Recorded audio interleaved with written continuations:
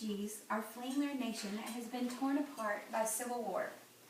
Since 2011, over 4 million Syrian refugees have been displaced and seek shelter in other countries, such as the United States.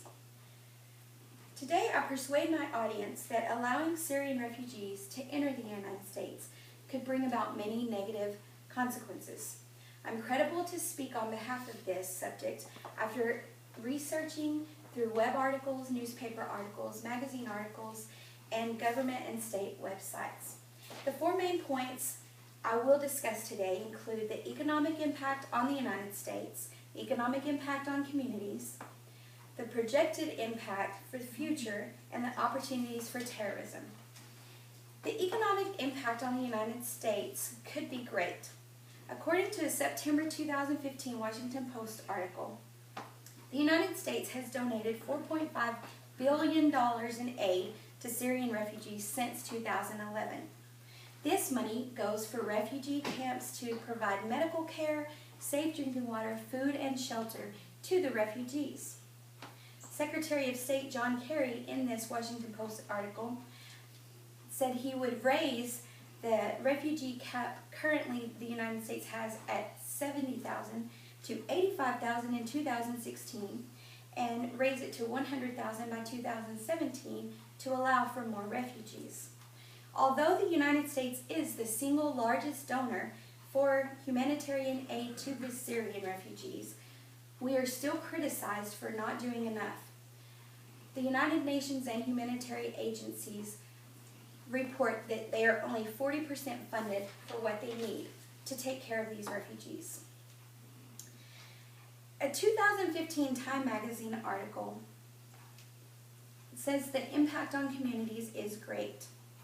Most refugees, the numbers range from 1,500 to 2,000 refugees in the United States, and most are reported to live in California, Texas, Michigan, Arizona, and Illinois.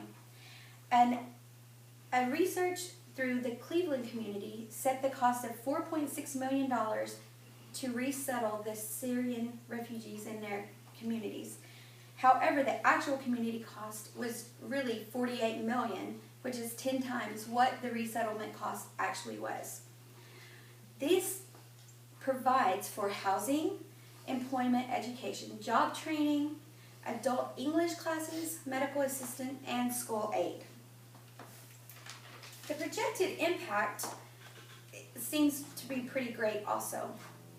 In this way, the United States World News Report reported that this is the worst refugee crisis of our generation, setting the refugees as 2 times as many as we've ever seen before. And there's no end or resolution to the civil war in Syria in sight.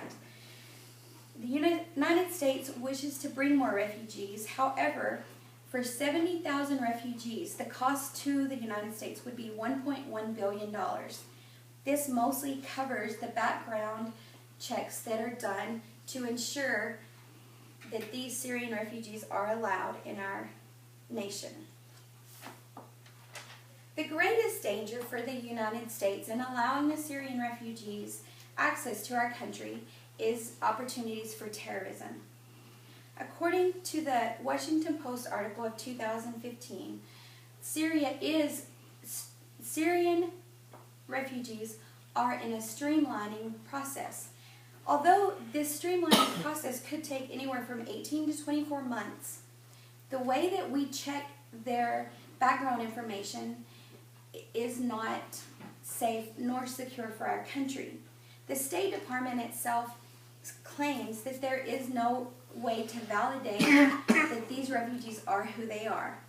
And in the 2015 terrorism bombings and shootings in Paris, it was found that one of the terrorists did come into the country under the guise of a Syrian refugee, and they believe more than one others did the same thing.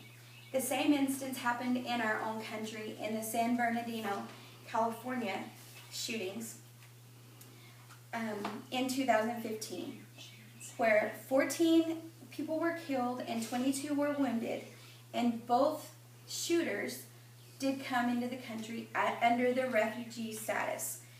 So as you can see, this greatly puts our country at risk when we're allowing the refugees to come in under a vetting process that has not been validated and has not been proven to be safe and secure. Today I've presented you with issues of allowing Syrian refugees to enter the United States using the following main points: the economic impact on the United States, the economic impact on communities housing these refugees, the projected impact of these Syrian refugees remaining in the United States, and the opportunities of terrorism endangering our nation.